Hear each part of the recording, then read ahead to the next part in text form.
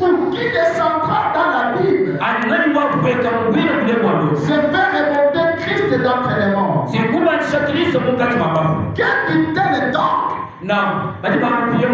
La parole est près de toi. Dans ta bouche et dans ton cœur. Or, c'est la parole de la foi que nous prêchons. Allons au verset 13.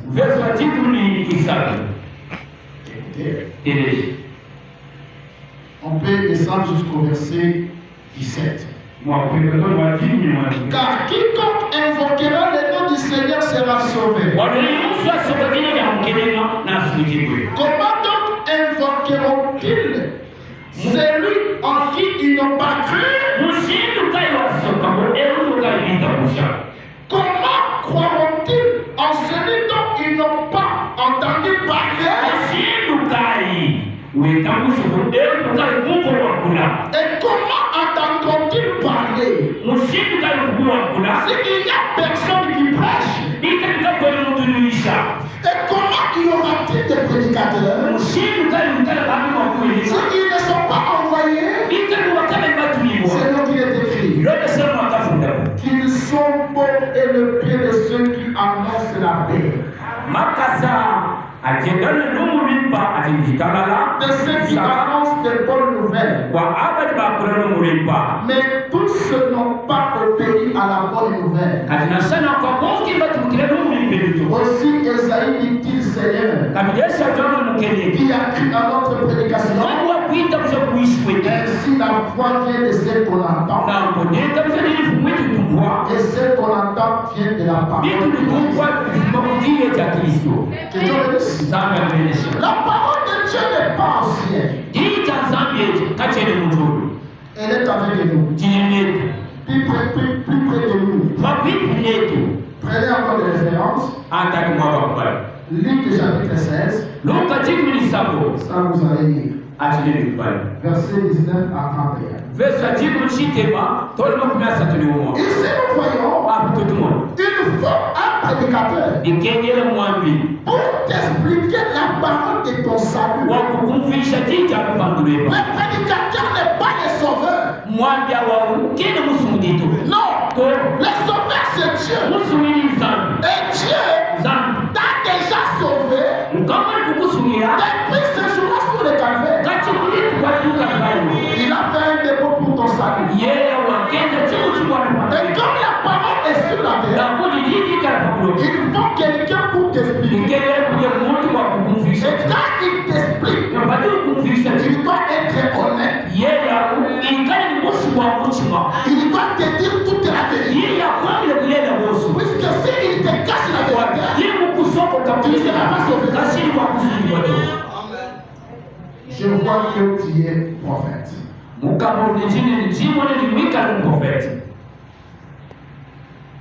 J'espère que c'est clair. Prêché le 14 juin 1953.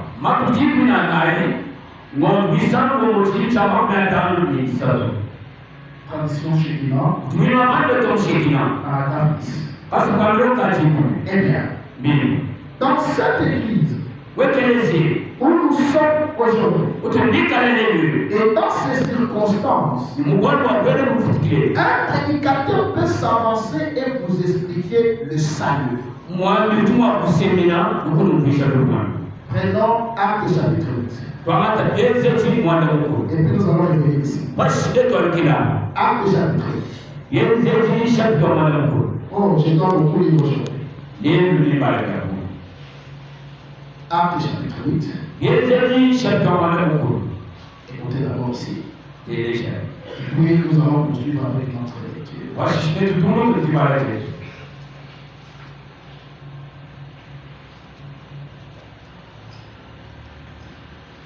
Nous commençons depuis le verset 26. Et nous descendons. Un ange du Seigneur s'adressant à Philippe lui dit, lève-toi et va du côté du midi. Sur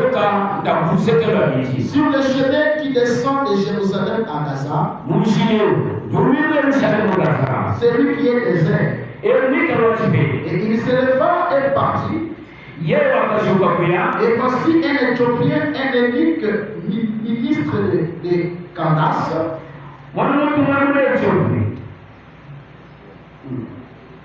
Oui, ministre de Candace. Reine d'Éthiopie. C'est l'intendant de tous ces trésors venir à Jérusalem pour adorer. S'en retournait assis sur son char et il lisait les prophètes Esaïe. Et il dit à Philippe, avance et approche-toi de ce char. Philippe accourut et entendit l'Éthiopien qui lisait les prophètes Esaïe. Et il lui dit, comprends-tu ce que tu lis? Il répondit, comment le pourrais-je si quelqu'un ne me guide? Et il invita Philippe à monter et à s'asseoir avec lui. Le passage de l'écriture qu'il lisait était celui-ci. Il a été mené comme une brebis à la boucherie. Comme un agneau muet devant celui qui l'étend. Il n'a point ouvert la bouche. Vous allez poursuivre.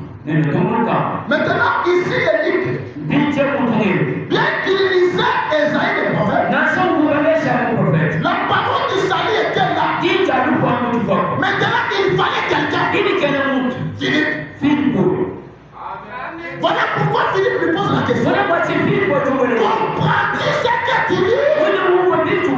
Lui répondit, comment est-ce que je peux comprendre? S'il n'y a pas quelqu'un pour m'expliquer, s'il n'y a pas quelqu'un pour me guider, quand précis, et les choses ne sont pas bien faites. On prend les gens, c'était bien fait. Ok, très bon. Très bon. Un prédicateur peut s'avancer et vous expliquer le salut. Si vous acceptez cela, alors vous êtes sauvés. Il suffit d'accepter les explications de la parole. Puisque c'est la parole du salut, il vous explique. Vous acceptez. Vous croyez. Vous voyez. C'est sauvé. Il a choisi. Non. Tout ce que ce prédicateur a pu faire pour vous sauver, c'était vous expliquer cela. C'est pour cette raison que ces serviteurs-là doivent être confirmés. Pas n'importe qui. Quelqu'un peut prêcher son ministère. La connaissance, ce n'est pas le ministère. C'est un don. Écoutez, il y a le don de la connaissance et le ministère. Des choses différentes. Tu peux avoir la connaissance. C'est un don. Pas le ministère.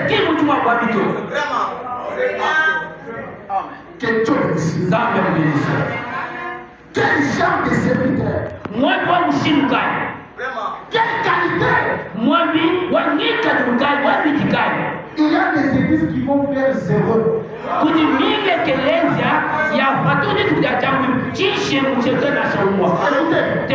il fallait que ce prédicateur soit connu par Dieu, envoyé par Dieu.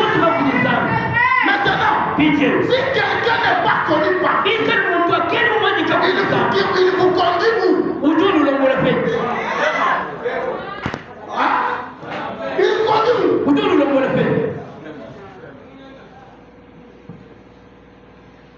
Attention. Il faut être confirmé.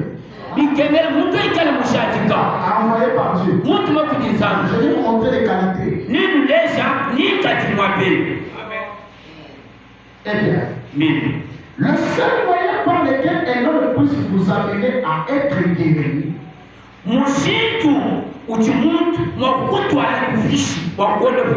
c'est de vous expliquer cela par la Bible. Puisque nous savons les choses, le salut de l'âme, la guérison du corps. Les deux choses marchent en paix. Quand Dieu vous accorde la guérison de l'âme, il vous accordera aussi la guérison du corps. La guérison de l'âme, c'est le salut.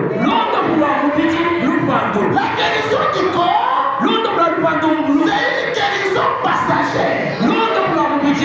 La même maladie que tu étais guéri, c'est la même maladie qui t'amènera là-bas.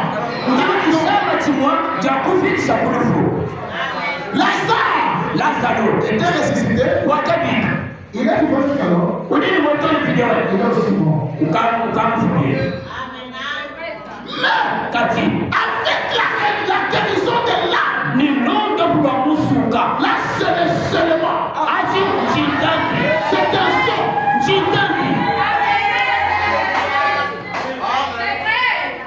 Attention.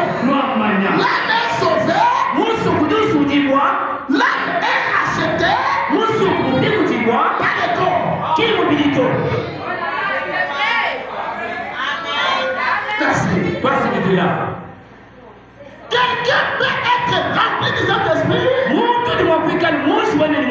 Il tombe malade.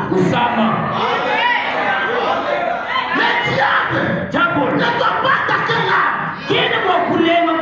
Il attaque les corps. Le corps n'est pas racheté. C'est pour cette raison que Frère dit, si tu as le Saint-Esprit qui sortent comme de l'eau, priez la femme. Tu peux avoir le Saint-Esprit comme ça, pas. Comme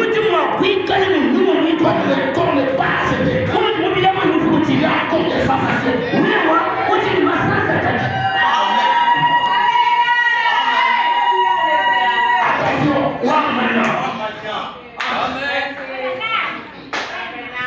Il peut tomber comme ça. Mais il ne peut pas rester là.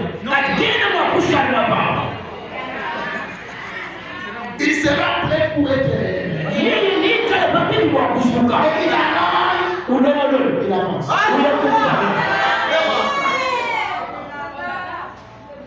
C'est un mystère. Je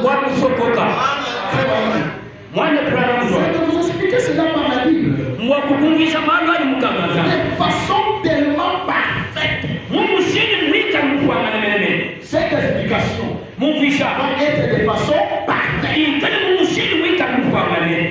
Pas de confusion. Ne créez pas d'outillage dans la parole.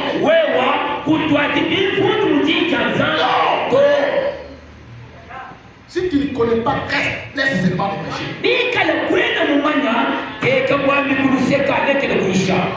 Pour ne pas créer de confusion. Laissez-la. Ce n'est pas pour puisque tu es serviteur que tu seras sauvé. Non. Tu es sauvé puisque tu es l'enfant de Dieu. Judas aussi a été appelé au ministère. Bravo. Il était apôtre. Même le titre était bien. Mais démon.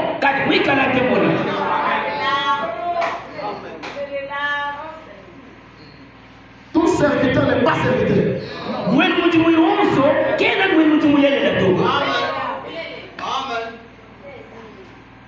De façon tellement parfaite que vous pouvez voir cela.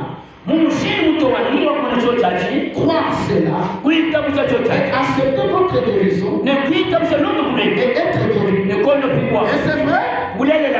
C'est le seul moyen. Par la prédication. Écoutez. Le rang le plus élevé.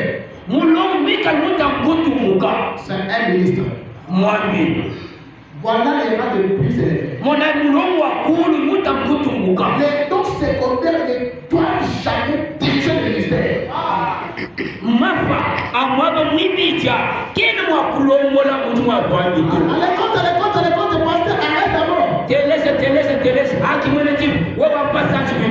Non. C'est le ministère qui dirige les dons secondaires.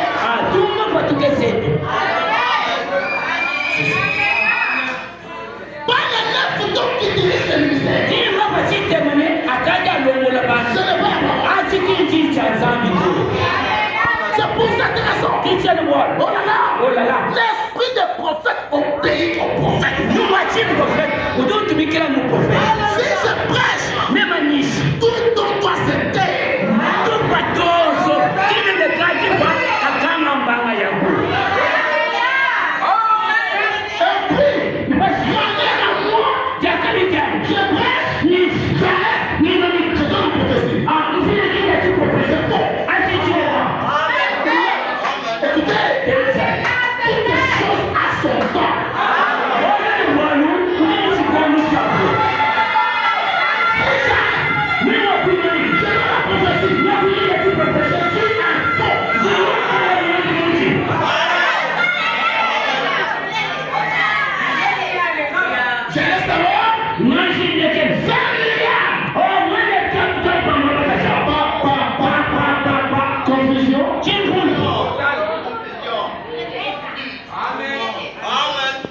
La parole édifie tout le monde. La prophétie édifie la personne.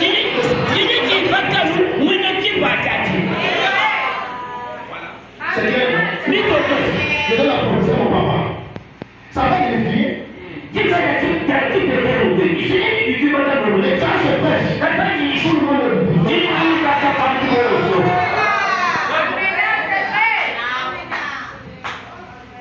c'est clair? Maintenant, ces serviteurs-là doivent parler de la parole et vous pointer Christ. C'est ce qu'il doit faire. Il me parle de la parole. Et je vous dis, il est là. Il est sauvé. Par là-bas. Et dès que tu arrives là-bas, il t'a sauvé déjà. Il peut seulement d'accepter ton salut. D'accepter ta guérison. J'espère que c'est clair. La voie à laquelle tu as pourvu. Prêcher les 13 mai 1953. Je suis au paragraphe 15 vers la fin, frère. Commencez par un ministre. Oui, pour ne pas perdre beaucoup de temps. Un ministre ne peut pas vous sauver. Un ministre ne peut pas vous sauver.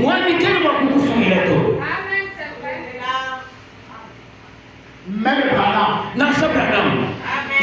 ne peut pas vous sauver. Branham nous a prêté Christ. C'est clair? Et tout vrai don point de Christ. Il peut vous parler de la parole et vous pointer Christ. Il vous parle. Il vous pointe. Et Christ ne peut pas vous sauver. Il l'a déjà fait. Il t'a déjà sauvé. Mais tu as encore péché. Maintenant, qu'est-ce que Dieu fait? Comme la parole n'est pas au ciel, il envoie un serviteur. Un serviteur confirmé. Il t'explique la parole. Il te pointe de Christ. Et là, tu es sauvé. C'est ça qu'on salue. Mais tu n'es pas sauvé ce jour-là. Tu étais déjà sauvé. Il vous sois sauvé il y a 1900 ans. Vous n'avez qu'à accepter cela. Eh bien, un homme ne peut pas vous guérir. Il ne peut que vous montrer Christ. Il vous a guéri. Il y a 1900 ans.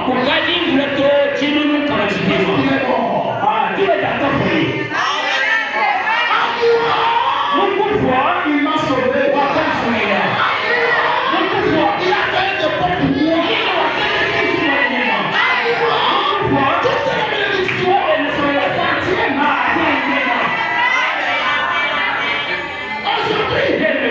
cela. Accepte ta délivrance.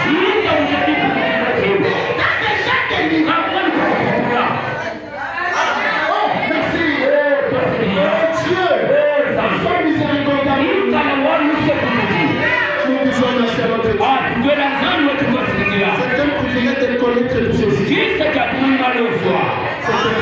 C'est ça.